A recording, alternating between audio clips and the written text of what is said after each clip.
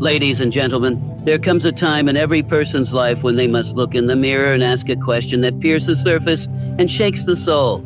Am I serious about my future? Or am I just playing along with life? Getting serious is not about adopting a grim face or working longer hours. It's about locking eyes with your purpose and refusing to look away. About deciding once and for all that your goals aren't wishes, they are intentions. They are promises you've made to yourself. The first step towards success in any endeavor is definiteness of purpose. Without it, a person is like a ship without a rudder, adrift, vulnerable to every gust of wind and current, going wherever circumstances push it, never where it truly chooses to go. But when a person decides with unwavering clarity exactly what they want out of life, they create a point of focus that begins to shape their destiny with precision. Definiteness of purpose is not a vague hope, nor is it a general wish for something better. It is a goal backed by desire so strong it burns. It demands thought, decision, and commitment. Those who succeed are not necessarily the smartest, the fastest, or the most talented, but they are the most clear on what they want and the most committed to achieving it. There is power in clarity.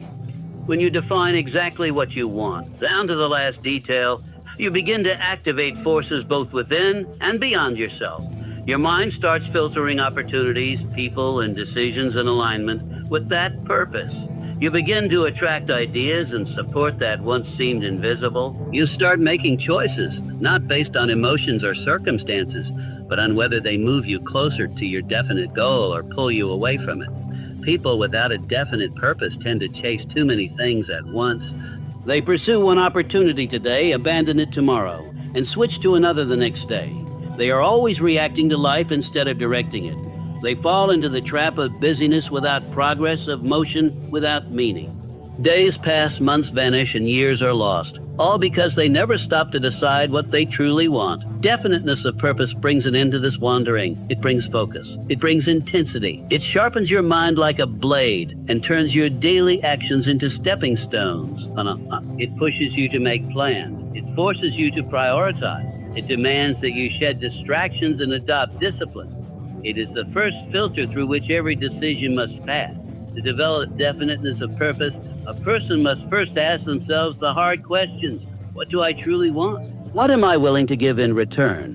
What would I pursue with full energy even if no one supported me?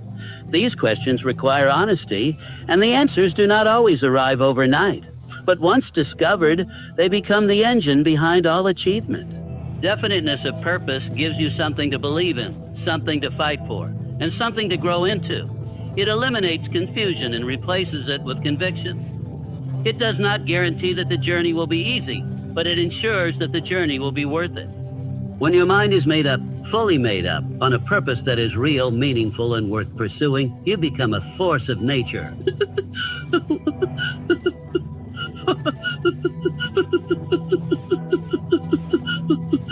Discipline is the bridge between intention and achievement. It is the silent force that separates the dreamers from the doers, the wishers from the winners. While desire sparks ambition and definiteness of purpose sets direction, it is self-discipline that ensures the journey is actually taken.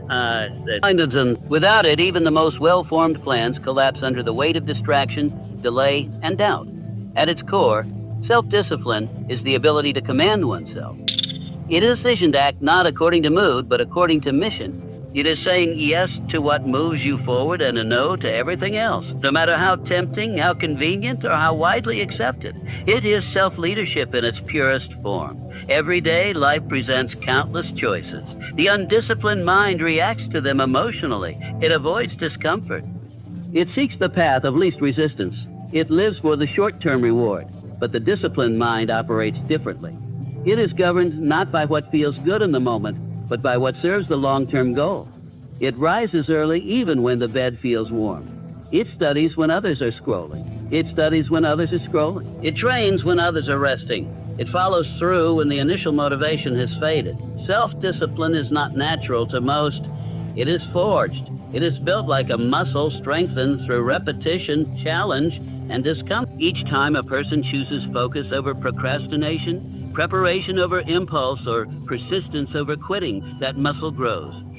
And over time, those small wins compound into massive achievements. Discipline might be hard in the moment, but it makes life easier in the long run. There is no greatness without self-discipline, talent, potential, even intelligence. They all fade in the absence of consistent effort. Discipline converts potential into power. It turns average ability into exceptional outcomes. It's what keeps the painter painting, the writer writing, the builder building. It is what allows a person to make progress on days when progress feels impossible. But self-discipline is not only about doing what is hard, it is also about doing what is right. It is integrity in action. It's choosing honesty when lies seem easier. It's staying aligned with your values when no one is watching. It's making decisions today that your future self will thank you for. It is mastery over your appetites, your excuses, and your fears. To develop self-discipline, one must begin with small victories. It might be a consistent morning routine, a set study schedule, or a commitment to a daily task. These habits may seem simple, but they serve as training grounds for larger responsibilities. Through them, the mind learns to obey purpose over impulse, and over time, those lessons extend into every area of life. Without discipline, goals remain fantasies. Plans are written, but not followed. Promises are made, but never kept. Self-discipline is a tool that transforms all the invisible work, the thinking, the planning, the hoping, into results that can be seen, touched, and measured. Every human achievement, every invention, every business, every transformation begins with a single thought. Thought is the seed of creation. It is the root from which all action grows. Before a person builds anything in the physical world, they must first build it in their mind. The power of thought is the greatest force a person possesses, for it is through thought that one shapes beliefs, choices, and ultimately, destiny. The mind is not neutral. It is a tool, one that creates according to what is planted in it. Just as a field will return weeds if left unattended, the mind will return confusion, fear, and failure if those are left unguarded. But when a person takes command of their thoughts, when they deliberately choose what they dwell on, they begin to take control of their life. Thoughts are not passive, they are magnetic. The dominant thoughts you hold in your mind influence your feelings, your decisions, and your action. If a person constantly thinks of lack, fear, and limitation, they will act in ways that reinforce those beliefs. They will hesitate, doubt, and retreat. On the other hand, when a person fills their mind with thoughts of purpose, confidence, and possibility, they act boldly, move with conviction, and invite opportunity. You become what you think about most often. This is not poetic. It is practical. Your subconscious mind accepts what you repeat, whether positive or negative. It cannot distinguish between truth and fiction. It only responds to what it is given. Feed it thoughts of strength and you will feel strong. Feed it thoughts of defeat and it will confirm defeat. And it will confirm defeat. The thoughts you allow to dominate your inner world begin to shape your external. This is why guarding your mind is not optional. It is essential. What you read, what you listen to, who you surround yourself with, all feed your thoughts. Each piece of input either sharpens your thinking or dulls it. It either lifts you or lowers you. The disciplined mind does not entertain every thought that enters. It questions it. It filters it. It chooses which thoughts are worthy of energy and which must be dismissed. Visualization is one of the most powerful forms of thought. When you picture yourself succeeding, when you see the outcome you desire in vivid detail, you send a clear signal to your subconscious. You create a mental blueprint, and over time, your actions begin to align with that image. Athletes, leaders, inventors, those who create at a high level, use this principle with intention. They live their success in the mind before they live it in reality. Thoughts must also be backed by belief. It is not enough to think positively. You must believe deeply. Belief charges thought with power. It is belief that drives persistence. It is belief that turns vision into effort. A thought, when fully believed, becomes a command to the self. And when that command is repeated with conviction, the body, mind, and environment begin to move in harmony with it. Learning by itself is not enough. The world is full of people who consume information constantly yet produce little. There are libraries filled with unread knowledge, courses completed without application, and minds overwhelmed with facts that lead to no transformation. The difference between those who grow and those who merely gather is this: intentional learning. Learning with intention is the process of acquiring knowledge for a purpose directed toward a goal aligned with a clear outcome. To learn with intention means to treat knowledge not as entertainment, but as equipment. It is not about how much you know, but what you do with what you know. Each book, each lesson, each experience becomes a tool. You've chosen deliberately because it moves you closer to something that matters. It shifts learning from passive intake to active preparation. It becomes the sharpening of a blade, not the piling up of dull weapons.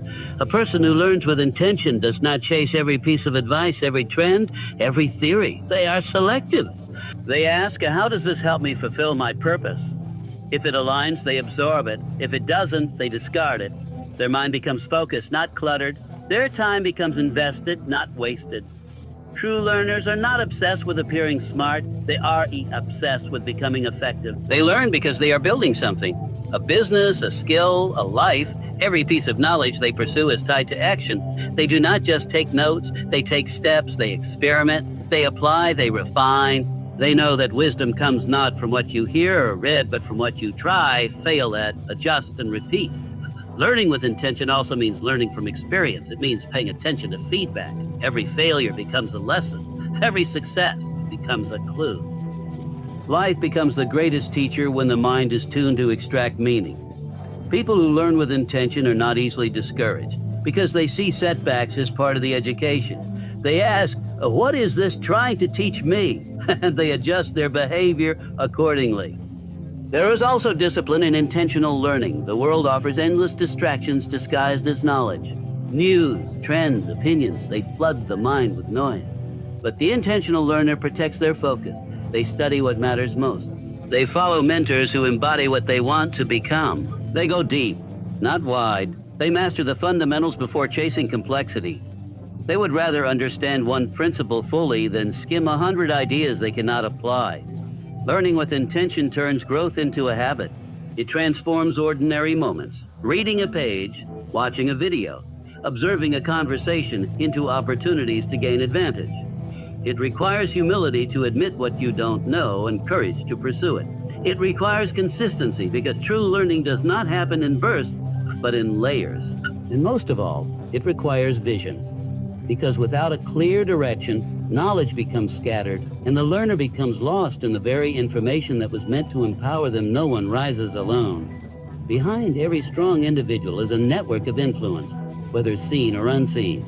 The people you allow into your environment shape your thoughts, influence your beliefs, and affect your standards. If success is the goal, then one of the most strategic decisions you can make is to mastermind your circle, to deliberately choose the minds you associate with, the voices you listen to, and the energy you allow around you.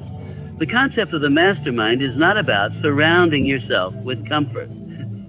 It is about surrounding yourself with challenge, accountability, and elevation. It is the intentional alignment with individuals who think with clarity, move with purpose, and push you to become more than you were yesterday. A mastermind is not a casual gathering. It is a convergence of minds united in growth, vision, and execution. Every relationship either adds to your energy or drains it. It either sharpens your mind or dulls it. It lifts your standards or allows your excuses. To mastermind your circle is to guard your space with the same seriousness you guard your goals. It means removing yourself from environments that breed negativity, gossip, complacency, and distraction. It means aligning yourself with people who speak in solutions, not problems, who talk about ideas, not people, who push for excellence, not mediocrity. The influence of a strong circle is exponential. When two or more minds come together in harmony, thinking on a shared purpose, the combined power is far greater than the sum of its parts. Ideas multiply. Clarity deepens. Weaknesses are balanced by strengths. Doubts are drowned out by shared belief. In the right circle, you begin to think bigger because those around you expect more. You rise to the level of the room you're in. But building a mastermind circle is not about proximity. It is about alignment. You may not always find the right people in your current environment, but you can seek them out. Books, mentorships, online communities, masterminds, focus groups, connection is possible if the intention is there. What matters is not where you find them, but what they represent. Clarity, hunger, discipline, and vision. You must also contribute to the circle. The mastermind is not a place to take. It is a place to give and grow. You bring your best thinking, your honest questions, your insights, your support. In return, you receive the same from others who are committed to evolving. The strength of the mastermind depends on mutual respect, mutual contribution, and shared desire to move forward. To mastermind your circle is to treat your relationships as strategy, not accidents. Not accident. It is to choose growth over comfort in your conversations, to prioritize connection with those who push your limits, and to build a network that makes average uncomfortable. It is one of the most powerful moves a person can make on the path to achievement. Because who you walk with often determines how far you will go. All the plans in the world mean nothing without action. But not just any action, decisive action rooted in belief.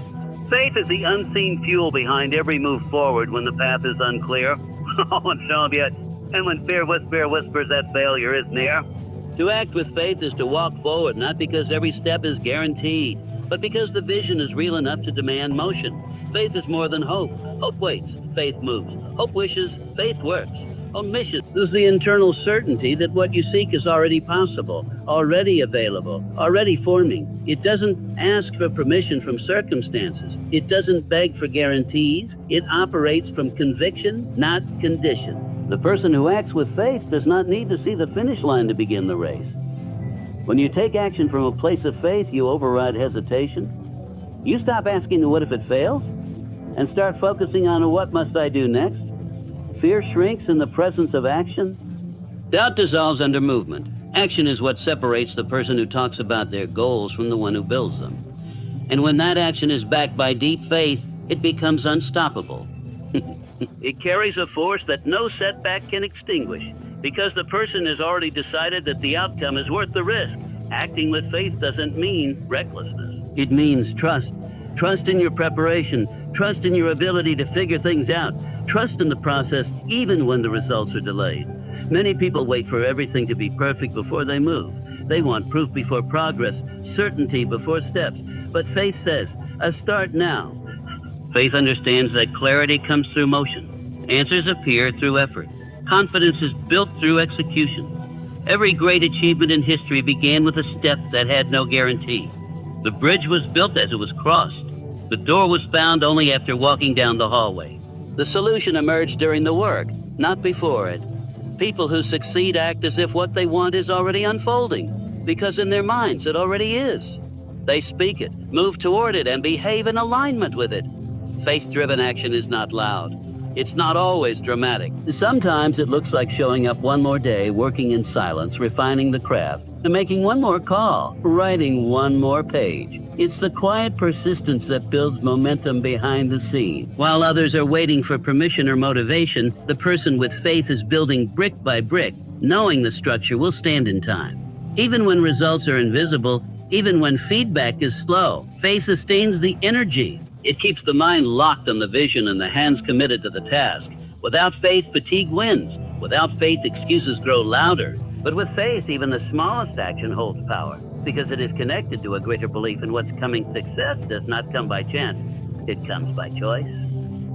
When you get serious about your purpose, sharpen your thinking, discipline your actions, and surround yourself with the right minds, you create unstoppable momentum.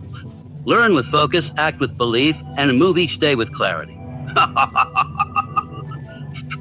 These principles are not temporary tactics. They are lifelong tools. The future does not belong to the distracted or the doubtful. It belongs to those who get serious, get smart, and refuse to let their potential remain idle. Decide who you want to become and start becoming it with every step you take from here.